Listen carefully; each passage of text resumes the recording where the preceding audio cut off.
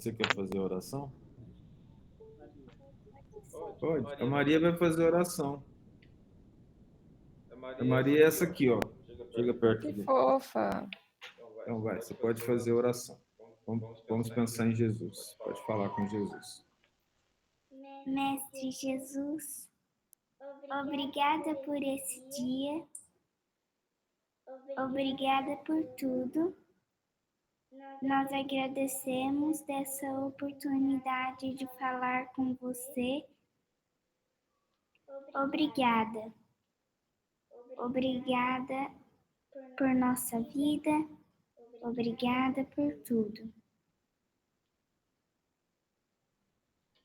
Obrigado. Seja bem-vinda, Luísa. Vocês viram que lindinha a oração dela? Criança, quando ora, é uma benção, né, gente? Muito lindo. É. Só Mandei uns agradecendo. corações aqui. Eu tô vendo esses corações aí. Ó, eu vou abrir aqui a tela para a gente começar. A dona Maria Zélia ficou me atrapalhando enquanto eu estava aqui estudando, preparando o estudo. Aí o que ela fez? Ela ficou me chamando a atenção para outras coisas e eu não abri aqui ó, o estudo do Novo Testamento, assim, o texto, mas tudo bem, perdoa a dona Maria Zélia, porque fundo do coração da gente, né? Está quase desencarnando. Eu tenho que ficar amigo dela, porque ela vai chegar lá primeiro e já vai fazer a nossa... Vou fazer a tua caveira. Tô vendo. Fazer o pé de meia lá. Chega lá, ó. Fala pros bons espíritos da gente, viu, dona Maria Zé? Vai falar mal, não. Sua neta vai casar, só daqui a pouco vai ter bisneto. Thales, concentra no estudo, por favor. Só porque eu tô falando da idade da senhora, eu preocupa não. Nada é tão ruim que não possa piorar. Vamos aqui. Ela já tem 3 bisnetos, tá? 3 bisnetos? Legal. Aham. E você já vai casar semana que vem. Como é que tá aí o coração? Então, plena, calmíssima. Calmíssimo, que bom. É porque você gosta do noivo. Ainda bem, né? Vai ter bolo no casamento? Vai. Porque o próprio noivo já é o bolo, né? Então já... Ah! Coitado, Thales. Thales, pelo amor de Deus, você não dá uma dessa lá, não, hein? Não posso fazer piada com o nome do noivo? A mãe dele vai estar lá, a autora do crime. A mãe dele que deu o nome, né? Ô, gente, É. eu vou explicar para vocês entenderem. Ela vai casar e o noivo dela chama Brownie. Entenderam a questão? Vai casar com um noivo chamado Brownie. A mãe não teve dó, agora não quer que eu faça piada. O que eu posso fazer? Eu acho que ele não vai aguentar e vai fazer essa piada de todo jeito. Não. Fica tranquilo, eu não vou fazer piada. Então vamos lá, vamos. Você duvida? Não, eu vou lutar com todas as minhas forças para não falar que ele é um doce. Olha só, a gente parou no capítulo 5, versículo 11 do Evangelho de Lucas. E Jesus estava ensinando, vocês devem lembrar, que ele havia pedido para os pescadores que haviam passado a noite toda pescando e não conseguiram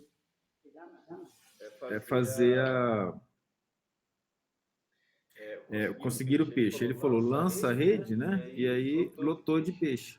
Aí o Pedro ficou sensibilizado e se ajoelhou e falou, Senhor, afasta-te de mim que sou um pecador.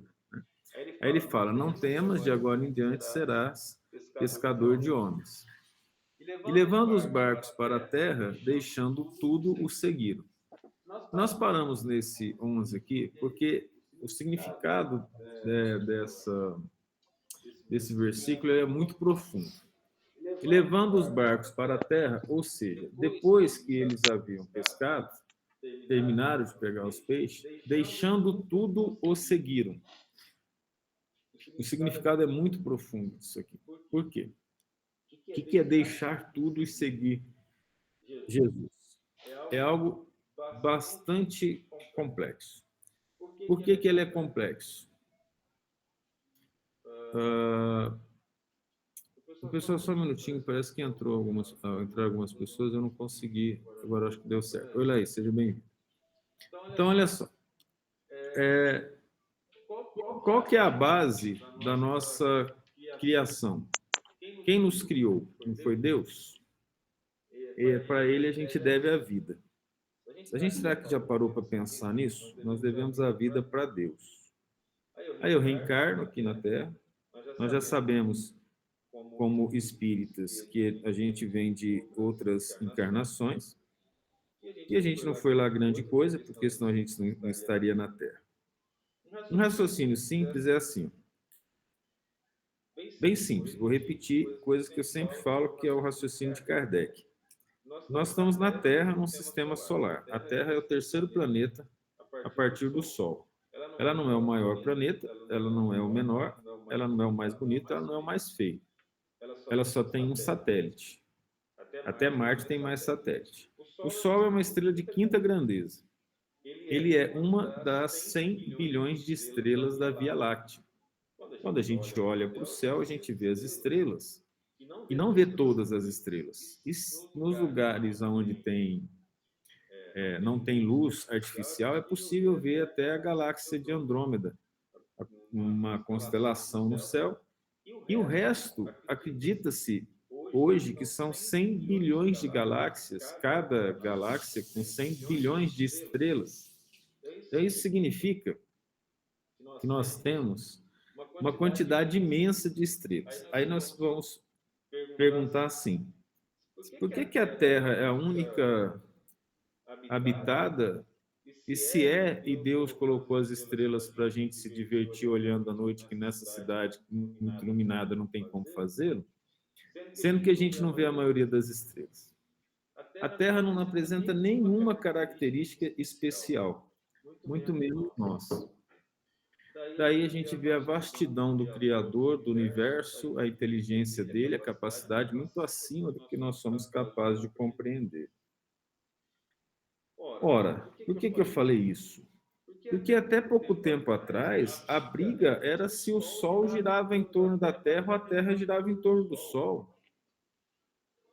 Depois nós descobrimos um universo gigante, cada ano que passa, com os novos telescópios, vai aumentando o tamanho do universo. Tem umas coisas na internet que mostra isso, né? O universo foi crescendo. Não é que o universo foi crescendo, é que a nossa observação do universo foi permitindo que a gente chegasse a regiões cada vez mais distantes, questionando, né, as teorias passadas.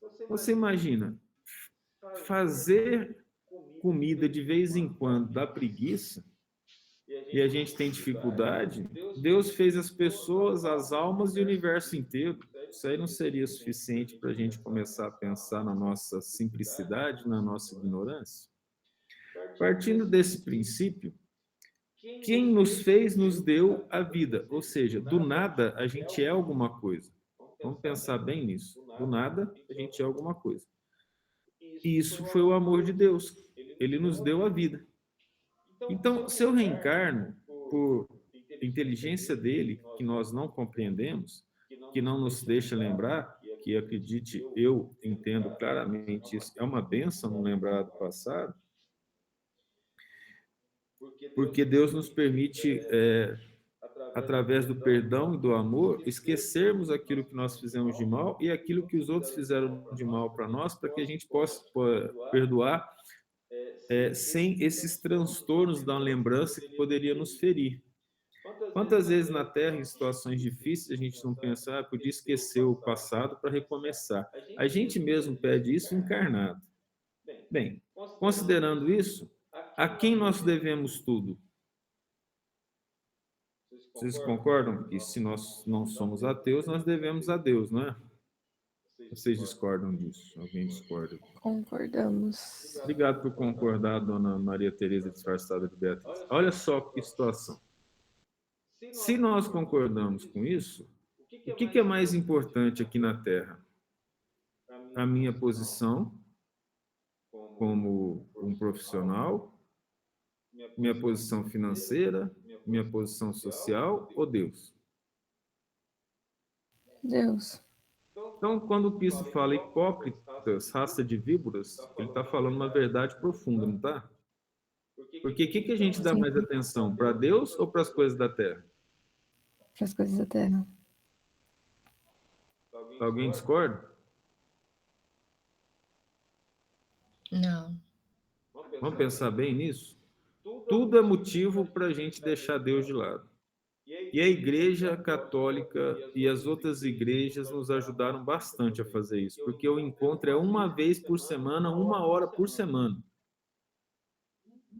Qual o significado disso? Ali nos ensinaram que se formos ali para falar com Deus, recebermos uma hóstia, recebermos a bênção do pastor, nós já estamos bem. E o trabalho de renovação? Olha o tamanho da inteligência divina. Nós não temos que crescer em inteligência e em moralidade, estudar os nossos defeitos?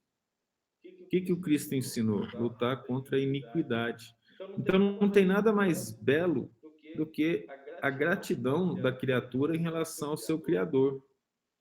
Nós, então, naturalmente, por uma questão social e por falta de raciocínio de personalidade, a gente costuma aceitar as condições sociais e quando a gente pensa um pouquinho diferente, a gente já acha que é melhor que os outros, né? Então veja que coisa interessante isso. É interessante a gente pensar bem. Se a Deus eu devo tudo, eu preciso voltar a pergunta para mim, lá para dentro. Qual é a prioridade na minha vida? Eu estou aqui para aproveitar a vida. Para o espírita faz sentido? Sendo que tem várias encarnações, você veio tirar férias aqui na Terra? Perguntaram para uma senhora que entrou no vestibular de medicina com 72 anos na Universidade Federal da Bahia, não precisa fazer vestibular mais. Aí a repórter perguntou para ela assim, mas você está fazendo medicina no fim da sua vida? Na Bahia, a mulher pergunta isso.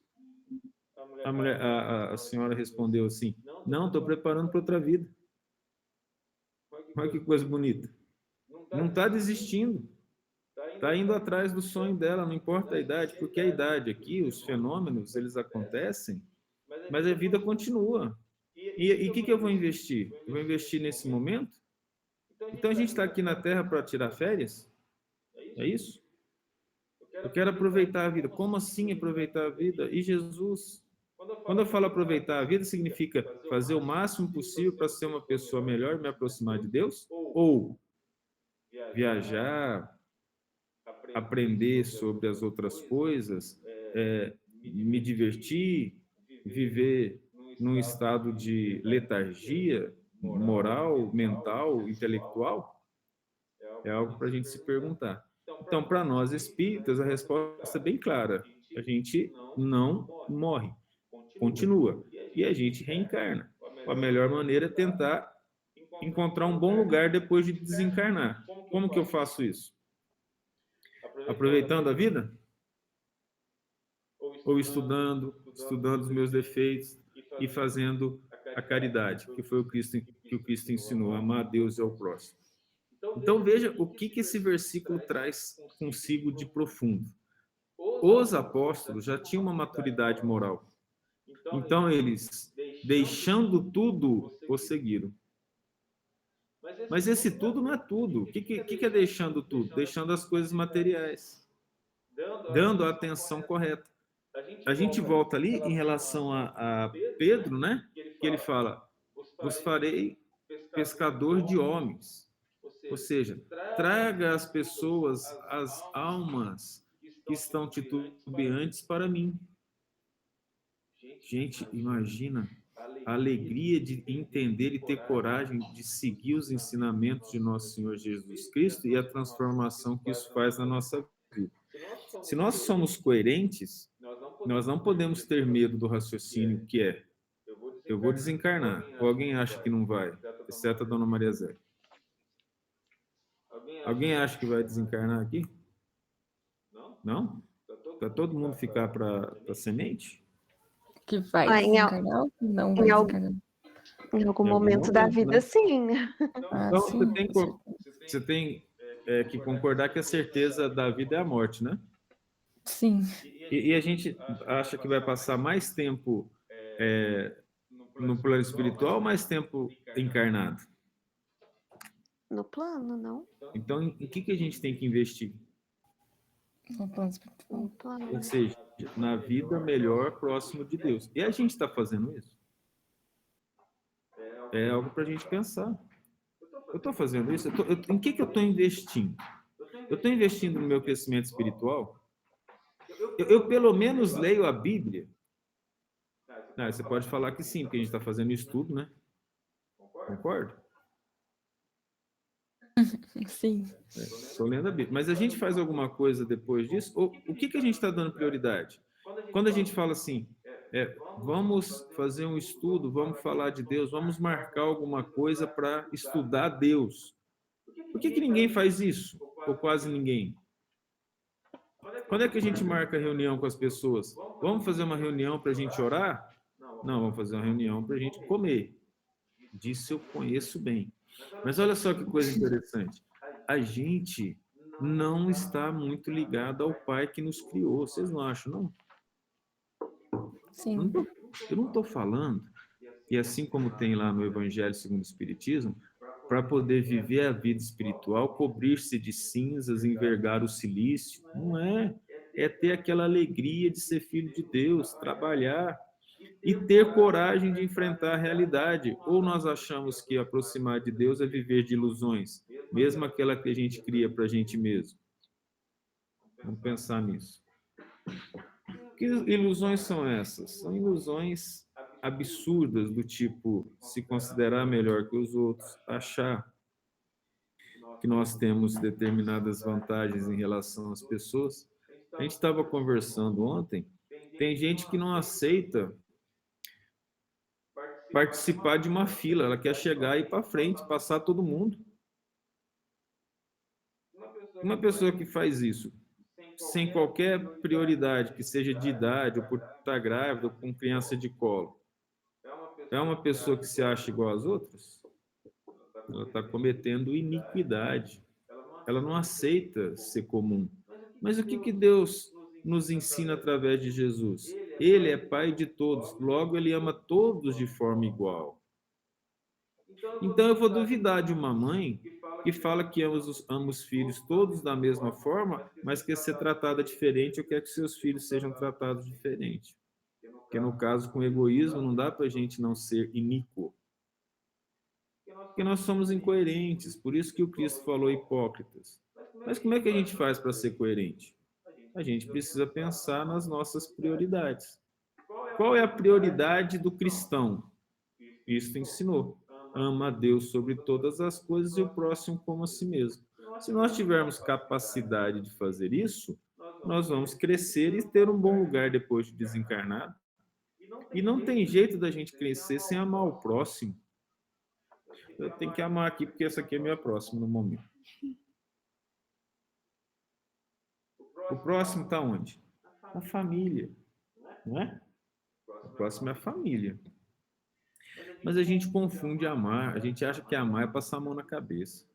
Hoje estava conversando com o amigo Carlos sobre isso, que as pessoas acham assim, que amar é você ser servo dela. Quando exigem que a gente ame, me obedeça e faça tudo que eu te peço. Aí significa que você está recebendo o amor de volta. Mas isso é de fato amar? Vamos analisar nós mesmos. Quando uma pessoa não faz o que a gente pede, a gente consegue manter o mesmo entusiasmo e o mesmo sentimento? Isso é amor? Ou eu gosto que as pessoas, quando me amem, ou eu amo para que vocês se tornem meus servos? Pensa bem nisso. Quantas coisas se tem que fazer? Um pai viciado em bebida pede para o filho comprar bebida para ele e ele tem que obedecer. Se não for, antigamente, né, na minha época de menino, apanhava.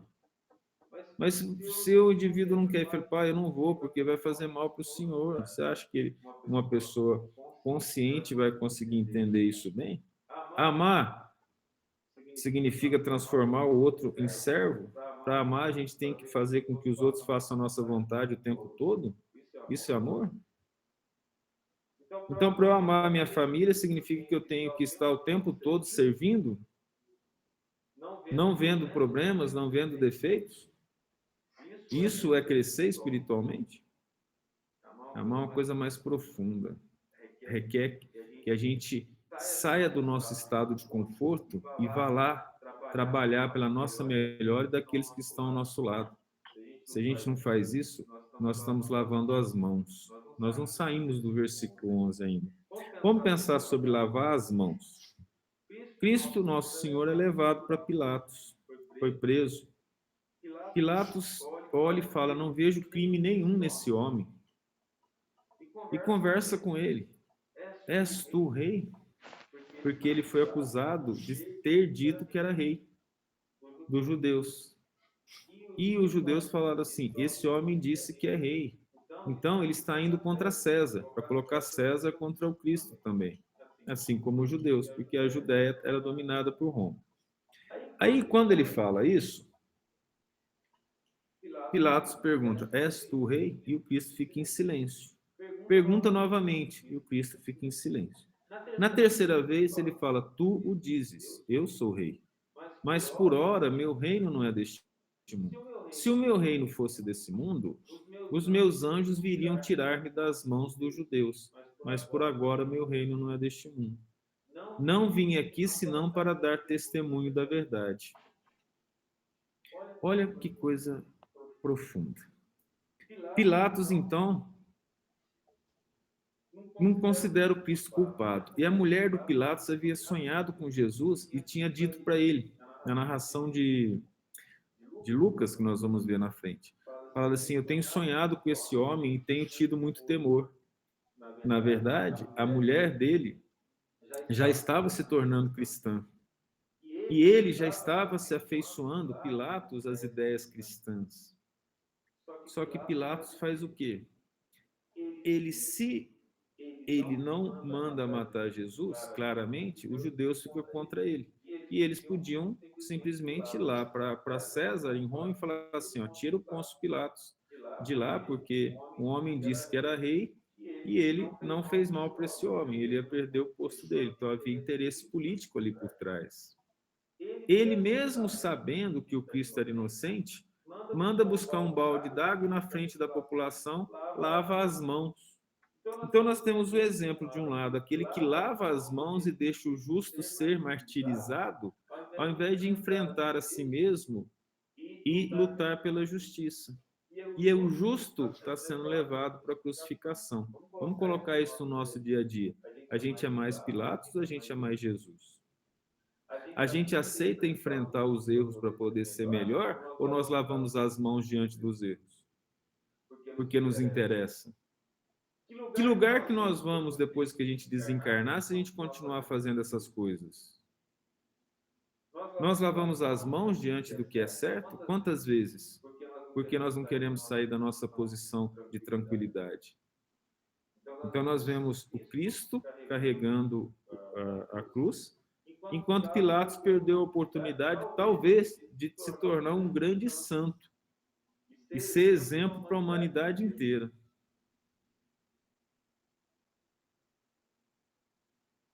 Ele foi o exemplo do egoísmo. Ele pensou só nele e na posição social dele. E ele deixou Cristo ser crucificado, o maior ser, o próprio representante de Deus na Terra. Isso precisava acontecer. E o Cristo mostrar a humildade, mostrar que a felicidade está no mundo espiritual. Porque ele foi crucificado e maltratado aqui, mas ele falou que ele ia para o céu. Eu vou para o meu Pai. E ressuscita, mostrando essa felicidade. Depois de 40 dias, sobe aos céus. Ele mostra que a alegria está não na terra, no dia a dia. Aqui a gente enfrenta os problemas. Mas a alegria está na luta que a gente faz contra as nossas más inclinações para termos um bom lugar no plano espiritual. Então nós voltamos de novo para fazer aquela pergunta profunda. Se eu lesse a Bíblia e buscasse interpretá-la com toda a vontade do amor que eu devo ter a Deus, eu começaria a pensar diferente. Eu tenho dois exemplos, o do amor incondicional do Cristo que morre por nós, e o outro exemplo é daquele que lava as mãos e deixa com que as coisas aconteçam, como exemplo do egoísmo. As coisas erradas, porque ele deixou inocente, que não fosse o Cristo, fosse outro, ser morto. E ele tinha poder para não fazer isso. Então aí nós precisamos fazer um questionamento muito profundo sobre o que nós somos e o que nós fazemos. Oi, Ana Paula. Thales, Ah, isso não ia acontecer de qualquer forma? mas aí O que cabe a ele teria ter mudado? feito ou não. Hã? Cabe a ele ter ou não feito o que é certo. Mas você acha que os judeus deixariam o Cristo sem ser crucificado? Muito provavelmente, só fazendo uma suposição, né? Um dos centuriões lá, ou um dos generais romanos, teria preso Pilatos e assumido o poder e mandado crucificar. O fato de acontecer é uma coisa, mas as variáveis que envolvem poderiam variar muito. A própria população poderia ter pego Cristo e levado para a crucificação, porque eles estavam numa obsessão coletiva. O fato de ter que acontecer não significa que Pilatos teria que ter feito o que fez. No livro Há 2000 anos, nós temos os bastidores da conversa, em que Emmanuel estava lá como Públio Lentulus. E o Emmanuel assina a lição O Egoísmo no Evangelho segundo o Espiritismo, em que ele fala, enquanto Pôncio Pilatos deu o exemplo do egoísmo, o justo deixou com que o justo fosse martirizado. É profundo. Os nossos destinos são traçados por nós mesmos. O fato do Cristo ter que ser crucificado não significa que Pilatos teria que ser o responsável. Ele teve que passar por essa prova. Ficou claro? Sim. É isso aí. É que assim, às vezes, é lógico, não teria ninguém com essa missão, eu acho, né? Não, exato. Ninguém veio com a missão de crucificar o Cristo. Diante das circunstâncias, as coisas foram acontecendo, né? Quer ver o exemplo? O Pedro poderia não ter negado o Cristo, não é? Sim. Mas negou. Nenhum dos apóstolos foi lá para defendê-lo. Só João. Nós sabemos pela narração do próprio João que ele foi conversar com o sumo sacerdote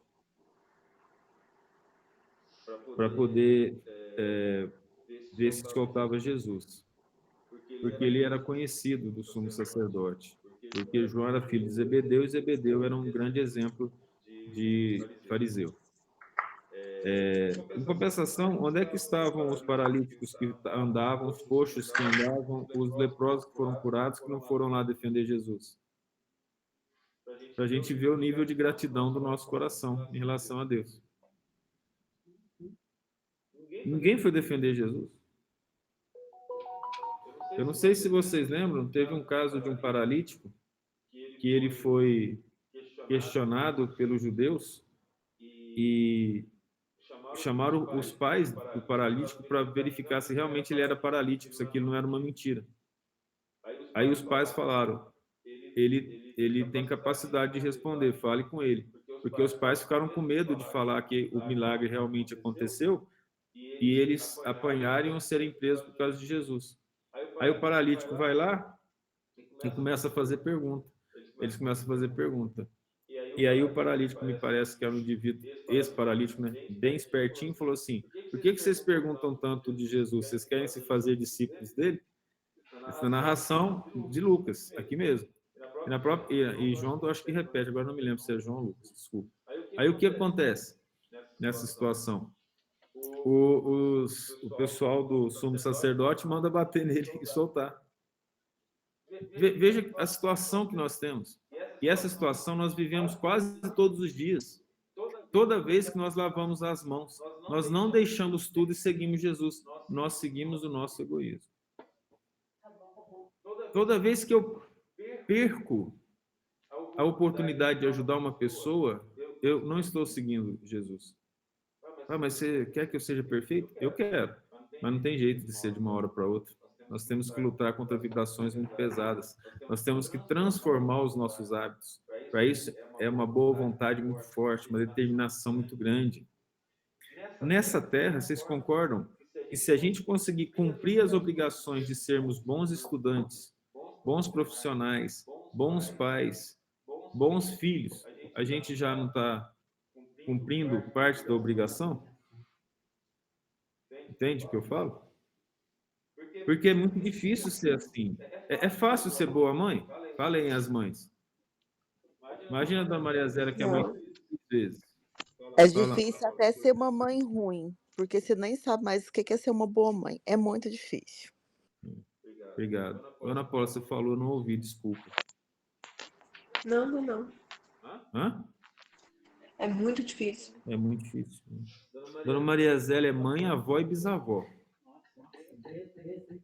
Tem? Não é mais, não? Então, vocês entendem? Eu não posso falar sobre isso, porque ser mãe é mais difícil que ser pai, do meu ponto de vista. Então, vocês sabem a dificuldade que é, os questionamentos que a gente se faz.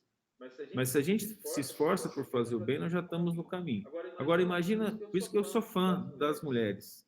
Ser boa mãe e bom profissional. Já não é um bom caminho? Agora, vocês imaginam, ser boa mãe, bom profissional, bom filho, boa filha, e ainda amar a Deus e passar para todas as pessoas que a gente tem contato, ser pescador de homens, no sentido que o Cristo falou para Pedro, ou seja, trazer as pessoas para o bem. Aí é uma vantagem muito grande em termos espirituais, porque a gente vai estar amando ao próximo. Funciona assim. Então, quando eu consigo educar meus filhos para eles serem bons alunos, eu já estou ajudando meus filhos a aprender sobre o próprio Deus. Quem é que fez o universo? Não foi Deus? O que você estuda na escola? Não é ciência? Português, matemática? Você estuda a criação divina. Estuda-se inteligência. A gente aproxima de Deus por inteligência. Mas é muito importante a gente se aproximar por moral. É muito importante a gente se aproximar por amor. É muito importante a gente compreender que amar é mais importante do que simplesmente saber. Saber, gente, é só sentar e estudar e ficar estudando. Amar requer transformação, requer lutar contra o egoísmo, contra o orgulho e contra a vaidade. O vaidoso não tem condição de amar, ele presta atenção só nele. Ele quer estar acima de todos. O orgulhoso não consegue amar, porque ele se vê acima dos outros. E o egoísta só pensa em si. Então, amar significa lutar contra os vícios. Amar significa lutar contra os erros. Então, essa dica é muito importante. Deixando tudo, o seguiram. Nós estamos deixando os nossos vícios, os nossos apegos à materialidade, e estamos seguindo Cristo.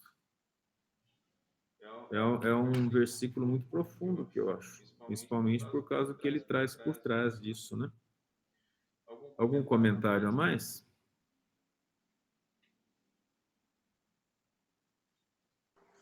Algum deles se afastaram da família pela decisão de seguir a Cristo, Thales? Sim. Nós temos João e Tiago. Tiago era casado, João era solteiro. O próprio Pedro, ele tinha sogra, lembra que Jesus curou a sogra de Pedro? E era casado, se ele tinha sogra, ele tinha esposa. E Pedro foi para Jerusalém e montou a igreja em Jerusalém. Então, ele, na verdade, deixou a família, mas a família de Pedro, ao que parece, era bem, compreendia bem a situação da missão dele.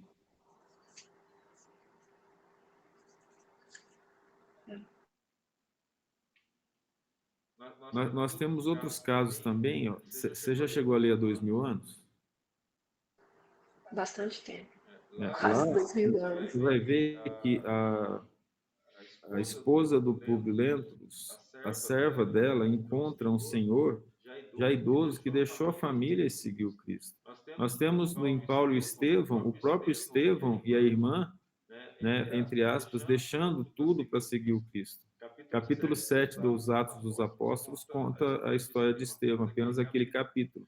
Boa parte do livro Paulo e Estevão é sobre a história de Estevão e o amor que ele tinha ao Cristo. Um médium muito ligado aos bons espíritos, a ponto deles falarem que Estevão era o melhor orador dos discípulos do Cristo, né? Porque ele não viu o Cristo diretamente, ele seguiu o Cristo depois. Né? Abigail era irmã de Estevão, por quem Paulo era apaixonado. E ele não sabia, porque eles foram afastados um do outro. Quando Paulo manda apedrejar Estevão, ele leva Abigail, porque ele, apegado a Deus, achava que o que ele estava fazendo era certo. Ele leva a irmã para ver o apedrejamento do irmão, que ela não via há muito tempo. Você imagina o coração de Paulo nessa história dramática. É o conselho, Paulo e Estevão. Além de há 2000 anos e outras leituras, porque eu aconselho a todo espírita que quer ser melhor carregar um evangelho consigo, porque tem os pequenininhos, e ler um dos livros do Emmanuel ou do André Luiz sempre, todo dia, porque é uma maneira da gente se desligar da obsessão que nos envolve, das vibrações pesadas da Terra, nos ligar às correntes de vibração do bem, das fontes de amor que vêm do próprio Deus. Não é fácil nós nos mantermos ligados ao bem numa Terra onde as vibrações são muito pesadas. Então, nós precisamos ter subterfúgios. Oração, meditação, leitura e fé. Sem fé, a gente não consegue fazer isso. Precisa ter bastante fé e determinação. Não é algo simples de fazer, mas é algo que precisa ser feito mais cedo ou mais tarde para a gente se aproximar de Deus. Mais cedo significa ser feliz mais cedo. Mais tarde significa mais sofrimento durante mais tempo. Versículo 12. E aconteceu que, estando numa das cidades, eis que um homem cheio de lepra, vendo Jesus, prostrou-se sobre o rosto e rogou-lhe, dizendo: Senhor, se quiseres, bem podes tornar-me limpo. Então veja a fé dele. Ele está leproso, a lepra não tinha cura. Hoje tem medicamento, né? Hoje tem cura. Ele vai, se joga no chão e pede para Jesus curá-lo. E ele, estendendo a mão, tocou-o, dizendo, eu sempre grifo tocou, porque em alguns casos ele cura de longe. Quero ser limpo. E logo a lepra desapareceu dele. Nós acreditarmos que isso aqui é verdade, evidentemente, o significado é muito profundo, porque ele acabou de curar um leproso. Quem estava perto, inclusive os fariseus que o perseguiam, deveriam entender que o poder desse homem é imenso. Eu não vou segui-lo, então tem que ter muito orgulho, muito egoísmo, muita vaidade para não se deixar tocar por curar uma pessoa que tinha lepra.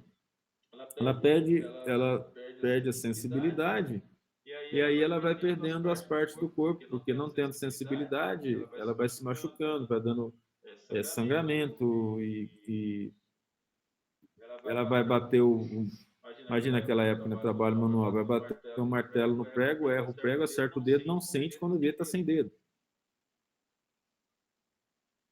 E ordenou-lhe que a ninguém o dissesse, para mostrar que, de uma forma clara, que aquilo que é vantagem para nós, diante da sociedade, não tem significado diante de Deus. Na lição O Homem de Bem, no Evangelho segundo o Espiritismo, nós vamos ver isso.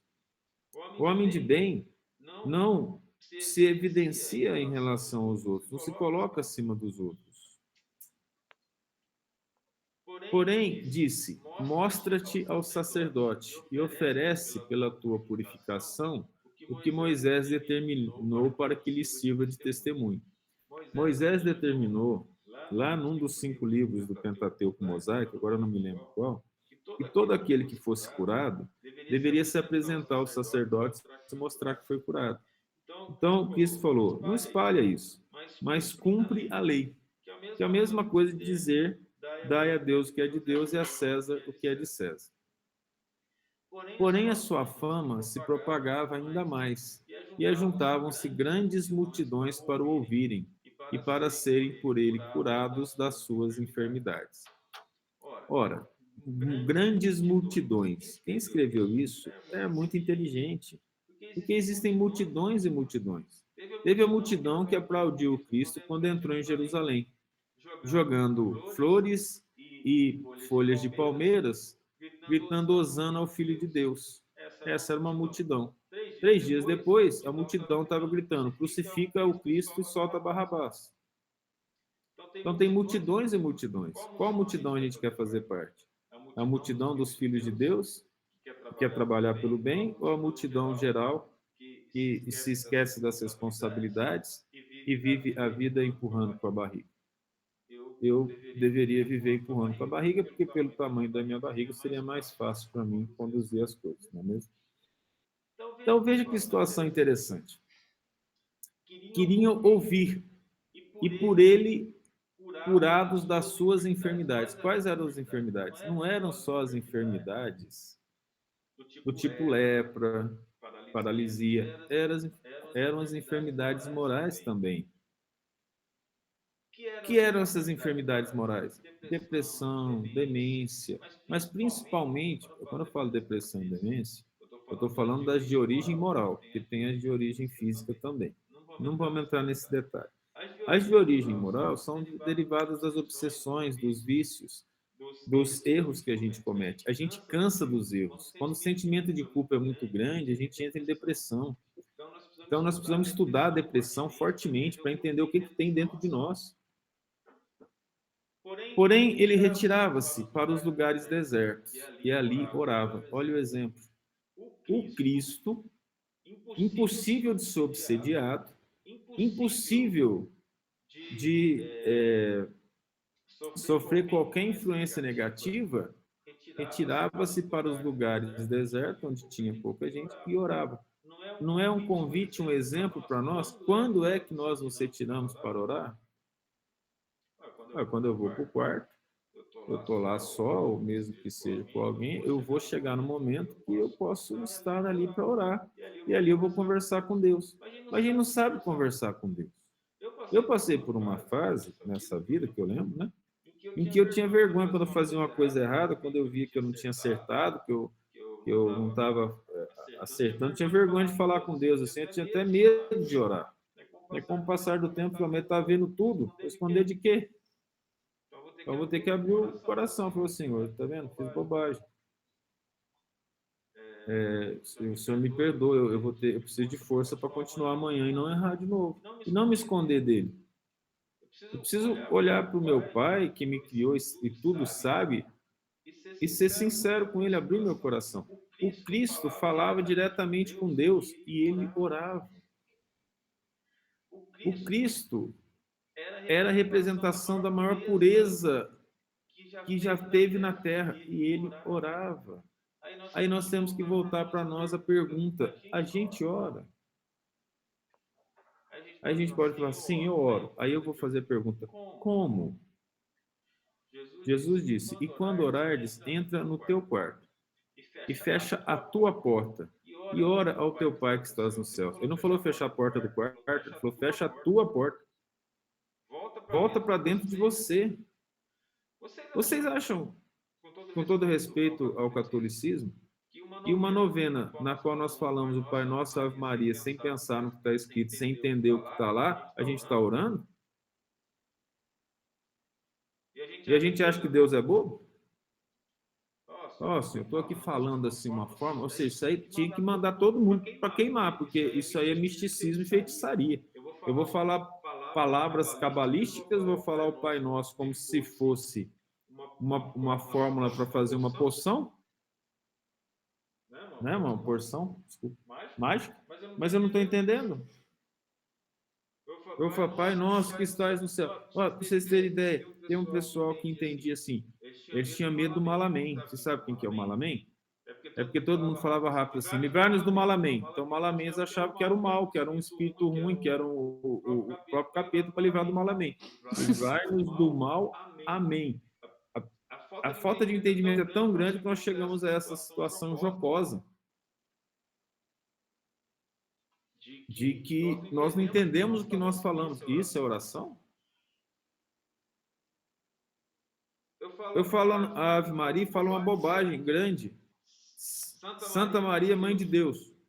Como? Se Deus não foi criado, ela pode ser Mãe de Deus? A questão não é que está errado fazer a Ave Maria, pelo contrário. Então a gente muda e fala, Santa Maria, Mãe de Jesus. Rogai por nós, pecadores, agora e na hora do nosso desencarne. Que não tem morte. Ou tem? A morte acontece aqui.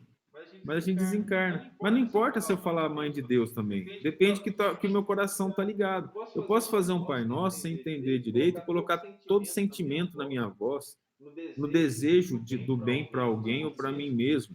Isso é orar. Isso é orar.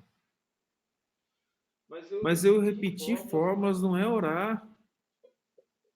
Eu chego e falo assim, eu chego de manhã e falo assim, Pai nosso que está no céu, santificado seja o vosso nome, acabou. E aí eu falo, o que é? O Senhor, tá vendo? Eu já que o Senhor teve a alegria de eu falar com o Senhor hoje de manhã, mesmo sem entender nada, cuida de mim e de todo mundo que eu quero.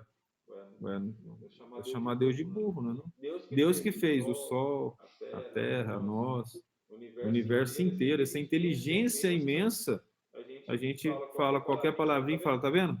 Guarda aí. É mais prepotência do que oração. O Cristo orava.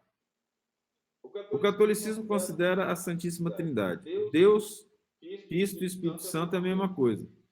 Que é uma bobagem, né? Jesus estava fazendo um teatro, ele orava por ele mesmo, né? Ele orava aqui, já corria lá em cima, pegava a oração e trazia de volta, não tem condições. Eu não vou também entrar nesse detalhe, mas olha só, se foi considerado Jesus como Deus, é porque ele é o nosso próprio Deus. João considera isso. A materialização de Deus é Jesus. A própria materialização de Deus orava. Não tem poder maior da criatura para a autorrenovação e a melhora íntima do que uma oração sincera. Então não é apenas ladainha que chama reza, é falar com Deus com o coração aberto. É outra situação, ela é profunda, ela requer um estado de fechar a tua porta e fala ao teu Pai que estás nos céus. E ele, em te ouvindo, te atenderá, porque ele não vai ouvir quem vai fazer fórmula cabalística. Eu vou usar o Pai Nosso que o Cristo ensinou e santificou como se fosse uma forma cabalística ou mágica, em que eu falo e tudo acontece. Nós precisamos ser coerentes, um pouquinho mais inteligentes, né? Deus nos deu inteligência para pensar um pouco e não sair brincando com os preconceitos da sociedade que foge de Deus. A nossa situação ainda é de inferioridade, mas se nós pudermos enxergar melhor, cabe a nós a responsabilidade da melhora íntima e a responsabilidade de auxiliar as pessoas que estão à nossa volta. Não tem jeito de evoluir e falar, eu vou para Deus e não quero saber de ninguém. Chama egoísmo, não vai mesmo. Não tem jeito. Por que o próprio Jesus veio aqui estar entre nós? Por que os apóstolos reencarnam constantemente na Terra? Para nos auxiliar. Espíritos maravilhosos estão à nossa volta, porque eles querem, e nós vemos isso pelos exemplos dos livros espíritas, que aqueles que estão mais retardatários sejam ajudados. Todos que estão um degrau acima têm responsabilidade do pessoal que está abaixo na escada da evolução. Essa é a lei. E assim Deus nos chama para o trabalho na seara dele. Jesus, então, buscava um local deserto para se concentrar, ele, o próprio Deus, vamos dizer assim, e orava. A nossa maior chance de nos aproximar de Deus, vencer as dificuldades, é orar. E aconteceu que, num daqueles dias, estava ensinando, e estavam ali assentados fariseus e mestres da lei, que tinham vindo de todas as aldeias da Galileia e da Judéia e de Jerusalém. Lembra que a Galileia era em cima, depois tinha Samaria, depois tinha Judeia, e Jerusalém era uma cidade da Judeia. E era a cidade do templo onde tinha o sumo sacerdote. Os doutores da lei viviam em Jerusalém e nas sinagogas. Existia só um templo. Todos os outros pequenos templos eram chamados de sinagoga. E o poder do Senhor estava com ele para os curar. E eis que uns homens transportaram numa cama um homem que estava paralítico. E procuravam introduzi-lo e pô-lo diante dele. Foi na casa de Pedro, se eu não me engano. Não achando por onde pudesse introduzi-lo, por causa da multidão, subiram ao telhado.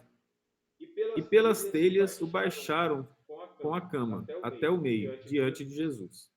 E vendo-lhes ele a fé, aí é uma situação extremamente importante, sem fé eu não consigo nem orar. Eu estou diante de uma dificuldade imensa. Preciso superar. Eu não tenho fé, como é que eu vou orar? A oração é consequência de uma alma com fé, de um coração com fé. Disse-lhe, homem, os teus pecados te são perdoados. E para nós espíritas o significado é profundo. Porque o que significa ele ser paralítico? É porque ele fez alguma bobagem que o tornou paralítico, nessa expiação. Ora, essa bobagem foram os pecados dele. Quando Cristo fala, os teus pecados te são perdoados, ele está dizendo, essa dívida você está pagando, você já pagou, no tempo que você ficou paralítico. E os escribas e os fariseus começaram a arrazoar, dizendo, quem é este que diz blasfêmias? Quem pode perdoar pecados, senão só Deus? Então aqui eles foram lá para ouvir Jesus, mas não para compreender Jesus. Eles foram lá para questionar Jesus. Tem gente que é assim, quer questionar o tempo todo. Ao invés de simplesmente amar e fazer a vontade de Deus, começa a fazer questionamento filosófico para ver se foge das responsabilidades de amar o próximo. Jesus, porém, conhecendo os seus pensamentos, respondeu e disse-lhes, que arrazoais em vosso coração, sentimento. Ou seja, vocês estão aí discutindo com os próprios sentimentos. Qual é mais difícil dizer? Qual é mais fácil dizer? Os teus pecados te são perdoados? Ou dizer, levanta-te e anda? Ora, para que saibas que o Filho do Homem, aí ele mostra que é o Filho de Deus enviado, tem sobre a terra poder de perdoar os pecados? Disse ao paralítico, a ti te digo, levanta-te, toma a tua cama e vai para a tua casa. Olha que ele usa a segunda pessoa do singular, levanta-te, imperativo, enérgico, toma a tua cama e vai para a tua casa. E levantando-se logo diante deles, e tomando a cama em que estava deitado, foi para sua casa, glorificando a Deus, porque os pecados dele estavam perdoados. Diante disso, nós não temos aqui a informação se realmente aqueles mestres, aqueles fariseus passaram a acreditar nele. E todos ficaram maravilhados e glorificaram a Deus. E ficaram cheios de temor, dizendo, hoje vimos prodígios. Se a gente voltar aqui, eu fui passando direto e fui fugindo de algumas coisas que poderiam ser explicadas. Se você quiser saber mais sobre o Filho do Homem, Kardec faz um ensaio no livro Obras Póstumas, em que ele explica o que é o Filho do Homem. Jesus se diz Filho do Homem, dizendo, apesar de eu ter vindo em nome de Deus, eu nasci de mulher, e eu sou de carne e osso, portanto, eu sou um Filho do Homem. Através do processo evolutivo, ele teve um corpo de homem e ele afirma isso constantemente. Veja o coração dessas pessoas. Aqui, eu vou voltar aqui nesse ponto. E os escribas e os fariseus começaram a arrazoar. Eu já garanto para vocês que eles foram para lá com má intenção. Não tem jeito de ser diferente. Eu digo o motivo. Eu tive a felicidade de conhecer o Chico. Quando eu entrei na casa do Chico, a gente sentia lá um perfume muito forte e as vibrações dos espíritos, a gente sentiu o verdadeiro amor de Jesus lá, por méritos do querido Chico. E ali, a gente tinha uma energia e, ao mesmo tempo, as lágrimas corriam dos olhos de todos que estavam lá e eu, assustadoramente, vi uma única pessoa que não chorava. Mas todos choravam. As lágrimas corriam abundantes e quentes. E eu tentei entender aquela situação. A situação foi: eu sei que eu estou cheio de erro, eu sei que eu preciso melhorar, mas o amor de Deus é tão grande que, não obstante a tristeza do que eu sou, a felicidade me espera. É o resumo daquilo que era passado. Os bons espíritos nos abraçavam, um perfume de flores que não dava para saber qual que era a origem, mas era maravilhoso, uma sensação de bem-estar absurda, e as lágrimas não paravam de cair. O Chico, então, naquele dia ele aparece, porque ele já estava em cadeira de rodas. E, não obstante ele estar de costas, dava a impressão que ele estava vendo todo mundo e amando todo mundo. Aí o meu raciocínio foi: se o Cristo é tão grande e o Chico, não obstante ser um espírito muito dedicado ao bem, está muito longe de ser um anjo, imagina você estar perto do Cristo. Qual a sensação de estar perto do Cristo? Era cair de joelhos, chorar, né? Só que ele respeitava todos. Então, para esses fariseus estarem lá sem sentir essa vibração, é porque eles estavam com um coração empedrado de vibrações pesadas, que eles não queriam sentir a verdade e o amor que estava do lado deles. E Deus e Jesus respeitou a vontade deles. Mais que isso, eles se juntaram para matar o Cristo.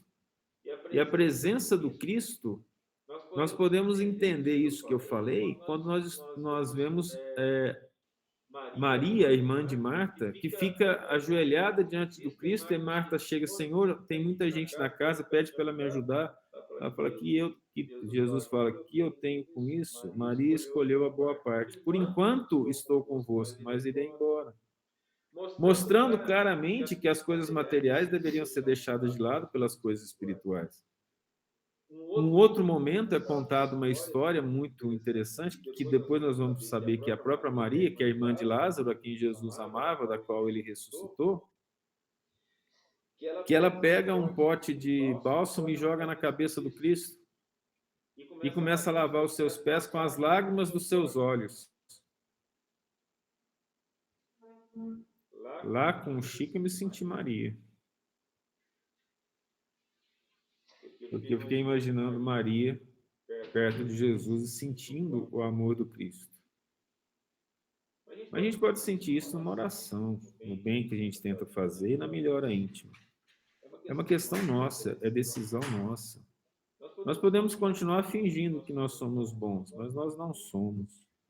Nós somos trabalhadores para nos melhorar.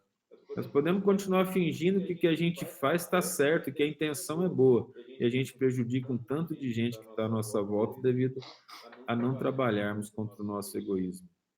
Trabalhar com Cristo não é aplaudir o mal, é trabalhar contra o mal.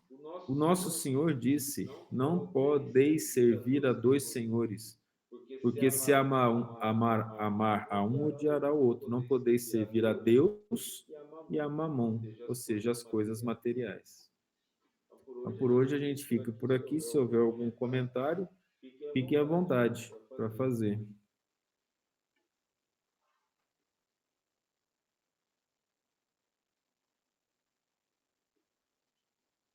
Eu estou com saudade de ouvir a oração da Ana Paula Toledo Martins. A senhora pode fazer oração para nós? Então faça, por favor. Um grande beijo a todos. Fiquem com Deus. Até mais.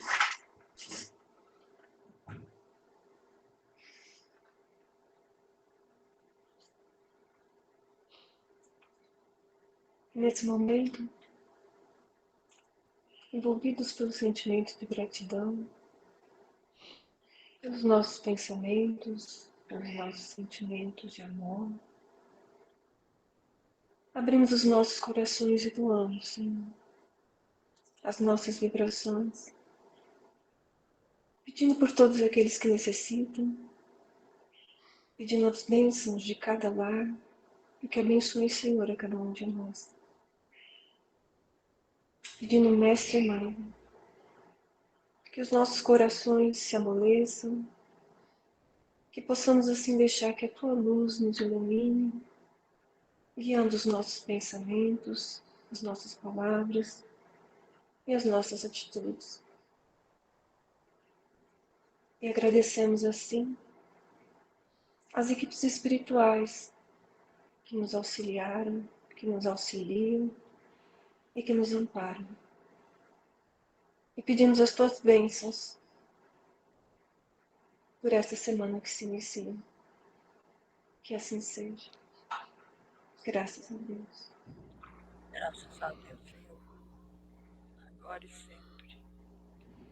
Boa noite a todos. Ó, vamos vibrar aqui pela nossa querida senhora noiva que vai casar, neta da dona Zélia, Luísa, semana que vem. E segunda-feira é aniversário do meu filho. Mandem boas vibrações para ele, para o Manuel. E com Deus, um beijo. Aia. Vai, Amanda. Vamos cantar o parabéns na terça, pode ser? Tá bom. Então tá bom. Ah, por quê? Beijão. Beijo. Com Deus. Tchau, tchau. Fiquem com Deus. Tchau.